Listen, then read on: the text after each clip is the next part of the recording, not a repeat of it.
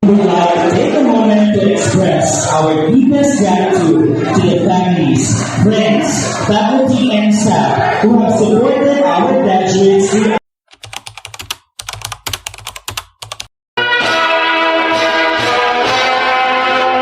Hello mga kapwa ko magulang.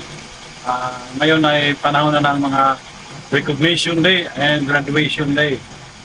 Pag-usapan natin muna yung Recognition Day. Ito yung araw na bibigyan parangal ang mga kabataan o mag-aaral sa kanilang mga nakamtan or mga performance sa school. Kung ano ba yung level nila, kung meron ba silang mga kagandang nakuhang achievement. High honor, with high honor, and with honors. Dito natin makikita yung ating mga anak kung nagsisikap pa talaga sa pag-aaral, di ba? Dahil dito natin malalaman kung anong resulta ng kanilang pagbalik sa school. At syempre tayo mga magulang, support tayo sa kanila. At ito na nga, dumating yung Recognition Day. I-share ko lang sa inyo sa aking mga anak. Mike, Bunso, maraming salamat. Nagpasalamat kami ng mama mo sa yung performance sa school with high honors. Thank you sa iyong mga ginawa, effort para magkaroon ng mga ganyan achievement.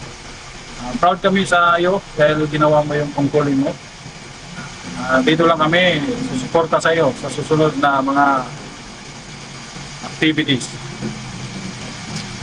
Dito namang graduation, ito yung pinaka-inaantay ng mga magulang, mga kapwa ko parents. Sa haba ng panahon, tayo nagsakripisyo din para matapos ang ating mga anak, diba? Yan ang pinakaabangan natin. At least ngayon, dumating na talaga. Graduation day. Usually, dati, hanggang 4th year lang. Ngayon, meron ng K-12. Kaya, ngayong buwan na ito, katapusan, nihil na yung graduation. At ito na nga nangyari sa aking panganay. Ito, proud na naman ako. Proud kong ipakilala sa inyo ang aking panganay, Michael. Kuya, maraming salamat sa ginawa mo rin effort. Talagang nag-effort kayo dalawa ni Bunso. Maraming salamat sa inyo. Meron ka rin with high honors. Thank you sa inyong pagsisipag sa pag-aaral. Sana ipagpatuloy nyo yan hanggang matapos kayo sa kolehiyo. Ito lang kami ng mama nyo, nakasuporta. At sana pagbutihin nyo pa. Para din sa inyong future yan, kinabukasan, kung dating ng panahon. Dahil sa hirap ng buhay ngayon, kailangan meron kayo makuha magandang trabaho. The future, para pagdating ng magkapamilya kayo, hindi kayo mahirapan.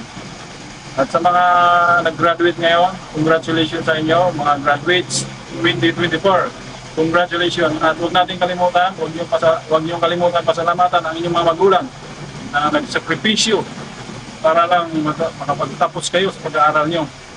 Ginawa nila lahat na effort nila, pinagluto kayo, pinaglaba, mga uniform niyo, pinagpaplansa, at yung tatay niyo, siyempre, nagtatrabaho para meron kayong mabawat sa araw-araw. Pasalamatan niyo sila, mga graduates, sila ang talaga, nag-effort yan. Isa pa, pasalamatan din natin ang mga guro na nagturo sa inyo para mapunta kayo sa tuwid na daan, tuwid na landas. Maraming salamat sa atin, mga kapwa ko parents. Congratulations sa ating lahat.